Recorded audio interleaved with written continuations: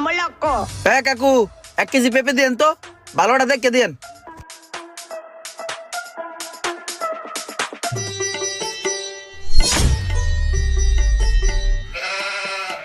এই লাও 1 কেজি পেঁপে। কাকা আলু ভালো হইব? হ্যাঁ 1 কেজি আলু দেন তো। 1 কেজি। হ্যাঁ 1 কেজি।